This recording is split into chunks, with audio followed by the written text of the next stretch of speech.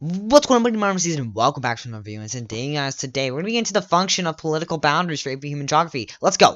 So, political boundaries. Why do we have political boundaries? What is its purpose? Well, political boundaries show political power. Where political power is, where does it stop?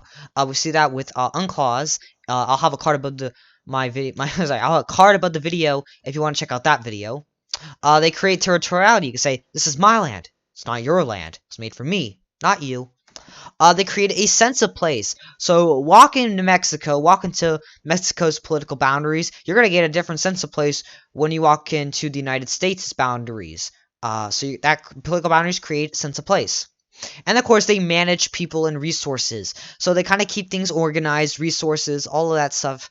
So they manage resource use. We see that with unclaws as well. Who can fish in what waters? When can they do that? Blah, blah, blah, blah, blah. That's why we have political boundaries. Kind of keep things organized, show political power, territoriality, and create a sense of place, cultural identity, all of that. Now, political boundaries often coincide with cultural divisions, national divisions, economic division. So it coincided with the culture.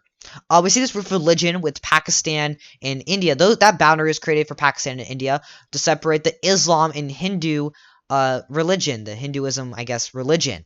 We see Islam in Pakistan and Hinduism in India. National divisions separate a nation. We see this with, I guess, we could say Germany and France, separate Germans and France. And of course, we have economic division.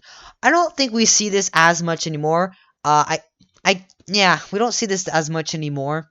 Economic division, we're going to separate economies, I guess, the wealthy and the poor. Let's look at North Korea and South Korea. I guess that could be kind of economic divisions. South Korea is a lot more developed than North Korea, and that creates a huge difference in a sense of place between North Korea and South Korea. But it also creates a different cultural identity. Now, boundaries are also created through demilitarized zones or policies made by other states. And we see this with Africa. These African boundaries were created by a meeting called the Berlin Conference, which was a meeting by different European states to determine who gets what in Africa. We also see this with North and South Korea. So this was a policy made to separate them, to separate into now two different states. Some people don't consider them two different states, but the United States does. So yeah, these create boundaries from policies or demilitarized zones. Now, boundaries are administered to establish limits of sovereignty, and they are often contested. So they establish limits of sovereignty. Where does American sovereignty stop? In the water. 200 nautical miles. Boundaries are defined, delimited, and demarcated. Demarcated. Oh gosh, I can't speak. Defined boundaries. These are boundaries established by legal document or treaty. And examples of this is the Treaty of Paris, creating boundaries, I guess, of the 13 colonies in American territory in 1783. Britain does no longer own America. Documents separating house lots.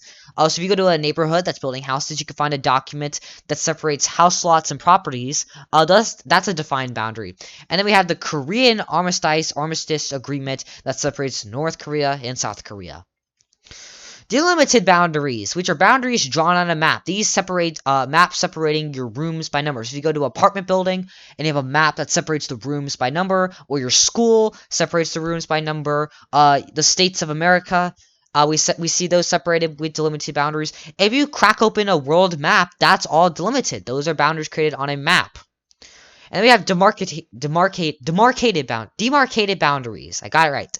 These are boundaries created by physical markers or features. Something physical. You can feel it. You can touch it. This is the Mexican-American border. We see a wall or a fence, I guess. We see that go out in some of the water in the Gulf and Pacific Ocean. This is physically there. This is a demarcated boundary. The welcome to state sign. So this is a physical feature. So if you go to like Georgia and you see the welcome to Georgia sign, that's a demarcated boundary. The boundary of Georgia starts there at that sign. I guess a fence surrounding a house, that is demarcating a boundary of your house fence. Right? It doesn't have to be a house. It could be a property. It could be a school. I know some schools have fence for safety reasons now, because the world is not as safe as it was 50 years ago. Contested boundaries. Now, boundaries are often contested and disputed. There could be issues with the boundaries. Who owns the land? There could be misinterpretations. Now, this is hard to do after a boundary is delimited or demarcated. So yeah, contested boundaries. If a boundary is just, what's it called? What was the first one? I can't remember. I gotta go back now. Defined. If a boundary is defined, then it can be harder. No, if a boundary is not defined, then it can be harder to contest and dispute. Let's get into 4 different types of disputes. We have locational, which is also called territorial disputes. And this is conflict over ownership of an area. So someone could say, I own this land. And then someone could say, no, I own this land. We got a territorial dispute. An example of this is the Yemen and Saudi Arabia border. They said there's a border, yet they haven't really agreed where it is. Alright, operational, also called functional disputes, which is conflict over a national policy. An example is the Mexican-American border, or a visa for the Canadian and American border to get into America. So there can be conflict over a policy of who can get into a certain border. We see that with the Mexican-American border in the United States. We see this policy. We see people who want to limit people coming into America from the border, but there's some people who don't want to limit it, let everyone come in. So that's an operational or functional dispute.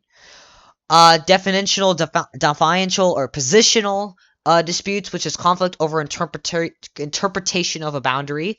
The Argentina-Chile border. The Andes Mountains. I guess we could see, changes in the mountains, where the mountains stop or end, that mark Argentina and Chile's border. So someone could say the beginning of the Andes Mountains is the Argentina building, but then someone could say the end of the Andes Mountains is the Argentina border. And there could be a dispute there, and that's a positional boundary dispute. And the last one is allocational or resource disputes, which is conflict over use of resources created or being imported/exported in a boundary. So this is basically conflict over the resources in a boundary. So hence the name resource dispute. And this is an example is the Canadian and American border and the Atlantic Ocean fishing rights. So fishing rights between the Canadian and the American border go up to the Alaska and, Canadian area. So Alaska doesn't go straight up. It goes to the side. And if you look at UNCLOS, there will be a link in the description to this because I've said it a lot. If you want to go watch, it'll be the top link in the description. Watch the video after this. So there may be disputes of who gets fishing rights in the Pacific Ocean in the Arctic area because they are, within 200 nautical miles of each other. So that technically means both of them have rights of fishing and marine exploration and who does what and laws in the marine area. So that's a resource dispute, boundary dispute. Alright, and that's the scale check. Let's wrap on the video. What we learned about the boundary disputes, creation of boundaries, and the function of boundaries.